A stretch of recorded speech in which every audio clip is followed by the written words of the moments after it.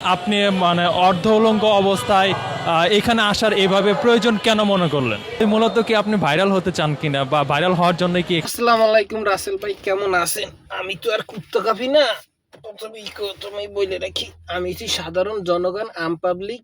রাজনীতি বুঝি না, কোনো কিছু বুঝি না। আমি হচ্ছি যাইয়া সাধারণ পাবলিক, করি তাবলিক, খাই মসজিদে, খাই মানুষের, তা এই জন্য কিছু কইতে পারি না। 5 তারিখের পর থেকে খুব বাংলাদেশের একজন হ্যাডাম, ফুল না পুল। তো মিডিয়ার সামনে যেরকম লাফায়, আমি ডিফেন্সের হ্যান, আমি ডিফেন্সের তেন এক্স সালমান মুক্তাদির রিসেন্টলি একটা কমেডি করুক আর যাই করুক, একটা হইছে। তো এত বড় তো আর আমি ইনফ্লুয়েন্সার না, বা এত বড় আর না, তো দ্যাটস ওয়াই আমি কিছু বলতে পারতেছি না। ও যা বলুক, ও সালমান মুক্তের ব্র্যান্ড, এন্ড ব্র্যান্ডের লগে আমি হইছি পাতি, এনে মিলবে এটা কথা না। কথা হইছে যাইয়া, তো অতীত নিয়ে আর কয়দিন পরে থাকবেন। ও অতীত টেনে টেনে উড়ে আওয়ামী লীগের বাল ছিঁড়ে তালগাছ বানাবে, আরো কত কি।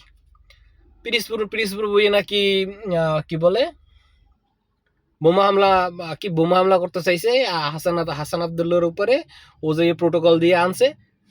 তো ভাই এখন কথা হইছে, ও পিরিসপুর বইয়া প্রোটোকল দিয়ে আনছে হাসনাত আব্দুল্লাহ রে। তাহলে ও যে সময় 9 তারিখ 8 তারিখ না 6 তারিখ যেন ওর ভাষণ, এটা আমি শিওর জানি না, আমি জাস্ট ভিডিও দেখছি।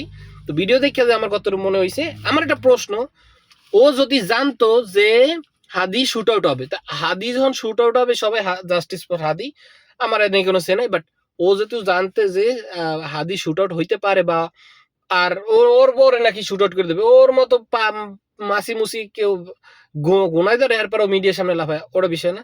তো ও জানতো যে হাদি শুট আউট হবে, তা ও যদি জানতোই যে হাদি শুট আউট হবে, ও হাদিরে সেভ করবে না?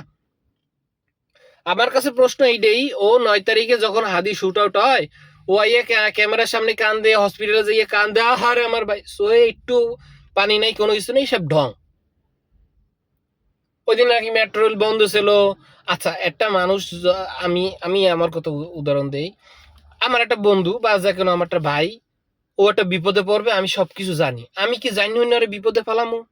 বা আমি দেশে থাকতে বা আমি লগে থাকতে আমি সবকিছু জানি যে ও সমস্যা পড়বে, ওরা যে কোনো সেভ করার দায়িত্ব তো আমার।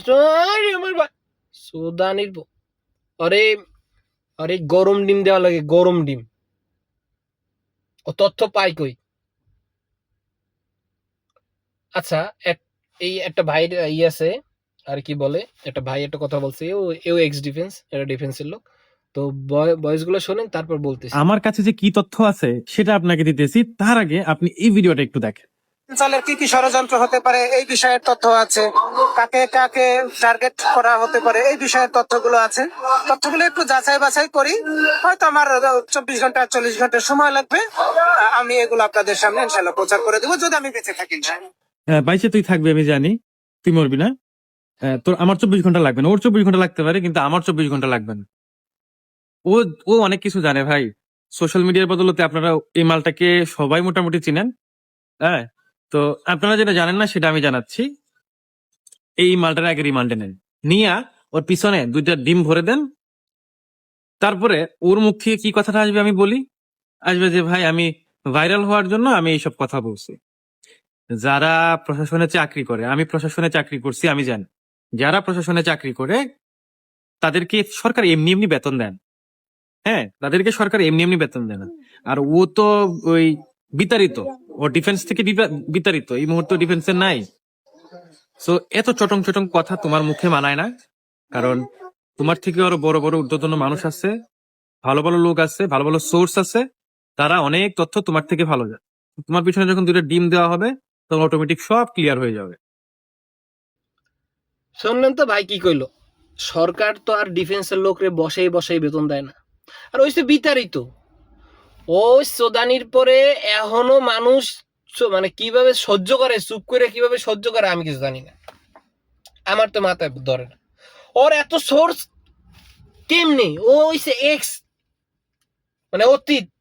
সালমান মুক্তাদির কইছে অতীত নিয়ে আর কতদিন পরে থাকবেন, তো ওরে নিয়ে আর ও ও ও অতীতের ই নিয়ে আবার কয়দিন পরে থাকবে? ও এই নাম ভাঙাইয়া বর্তমানে যে অনৈতিক কাজগুলো করতেছে, এগুলা কি?